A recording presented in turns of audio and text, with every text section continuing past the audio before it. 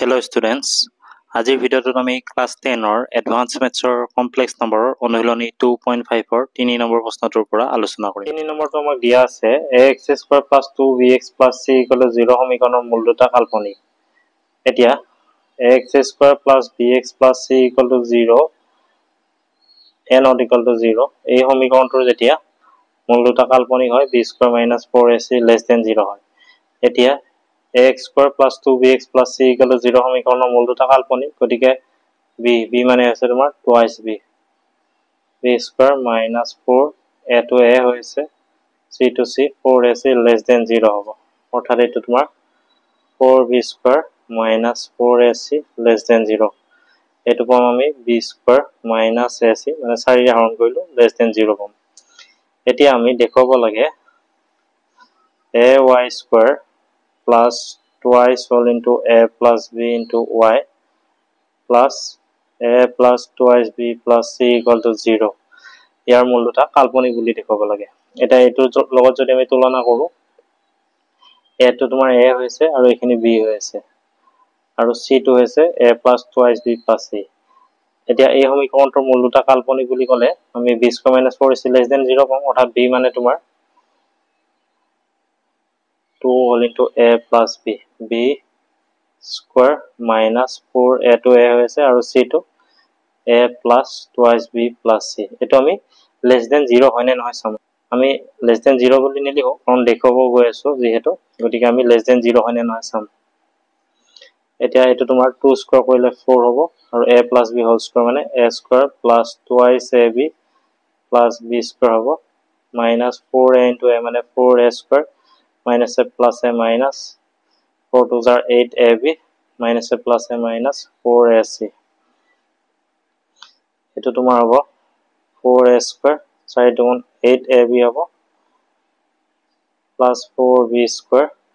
minus 4a² minus 8ab minus 4ac। এইটো কাটা গ'ল 8ab কাটা গ'ল, থাকি গ'ল আমাৰ 4b² minus 4ac। এতিয়া ইয়াত পাইছো আমি b² - ac <0, গতিকে এইখিনি আমাৰ <0 হ'ব। এটাকে আমাৰ ay² plus 2a plus b y plus a plus twice b plus c <0 হ'ব, কাৰণ এইখিনি আমাৰ <0 আছিল যিহেতু b² - ac <0। এটাকে সমীকৰণৰ মূল দুটা কাল্পনিক। 4 নম্বৰটো আছে আমাৰ বাস্তৱ সহগ বিশিষ্ট দ্বিঘাত সমীকৰণ নিৰ্ণয় কৰা যদিহে ইয়াৰ এটা মূল 2 + 5 হয়। এই নম্বৰটো আছে 2 + 5 হয়, এটা মূল দিয়া আছে, আমি সমীকৰণটো গঠন কৰিব লাগে। আমাক দিয়া আছে এটা মূল 2 + 5 হয়, এটাকে আনটো মূল হ'ব ইয়াৰ সংযুগ্ম, আনটো মূল 2 - 5 হয়। Therefore দ্বিঘাত সমীকৰণটো হ'ব আমাৰ x² minus মূল দুটাৰ যোগফল। এটা পালো আমি 2 + 5 হয়, আনটো মূল পালো 2 - 5 হয়। মূল দুটাৰ যোগফল into x প্লাছ মূল দুটাৰ গুণফল। এটা পালো 2 + 5 হয়, আনটো পালো 2 - 5 হয় = 0। x² minus plus 5 হয় minus 5 হয় কাটা গ'ল, 2 2 4 4x হ'ব আৰু এইটো তোমাৰ a plus b whole into a minus b, তাৰমানে a² minus b² = 0 হ'ব। এইটো x² minus 4x 2² মানে 4 5² মানে 25 আৰু i² মানে -1, গতিকে এইটো মাইনাছে প্লাছ হ'ব। আমি পালো এতিয়া এটাকে আমি পালো x² minus 4x 4 plus 25 মানে 29 = 0। b2 আছে আমাৰ 4i minus 3 এতিয়া এইটো আমি এনেকে লিখিম -3 টো আগত লিখিম -3 plus 4i বুলি লিখিম। therefore আনটো মূল হ'ব তোমাৰ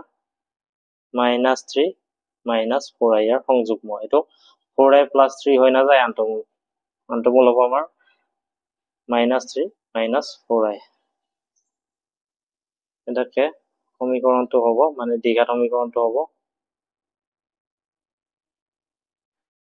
এটাকে দ্বিঘাত সমীকৰণটো হ'ব x² মাইনাছ মূল দুটাৰ যোগফল মূল দুটা পালো আমি -3 + 4i -3 + 4i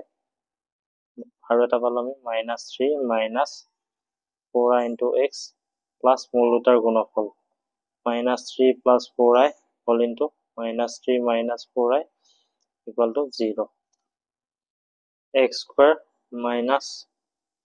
4i minus 4i কাটা গ'ল -3 - 3 মানে -6x আৰু এইটো তোমাৰ a plus b whole into a minus b এইটো a² minus b²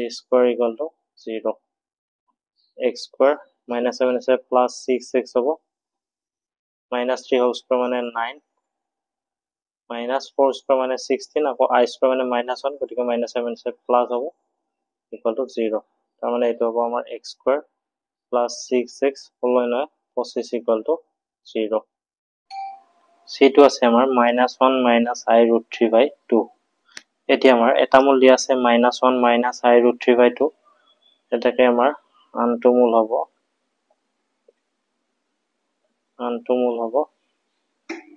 -1 plus i√3/2 therefore দ্বিঘাত সমীকৰণটো হ'ব আমাৰ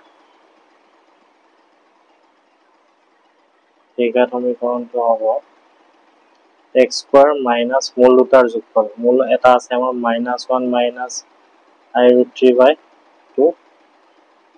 আনটো মূল আছে আমাৰ -1 plus i√3/2 into x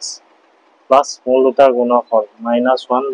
- i√3/2 এটা আছে আৰু -1 plus i√3/2 equal to 0 হ'ব এতিয়া x² minus এইটো আমি এনেকৈ দুইটো এলচিএম ললো আৰু ওপৰত আছে তোমাৰ -1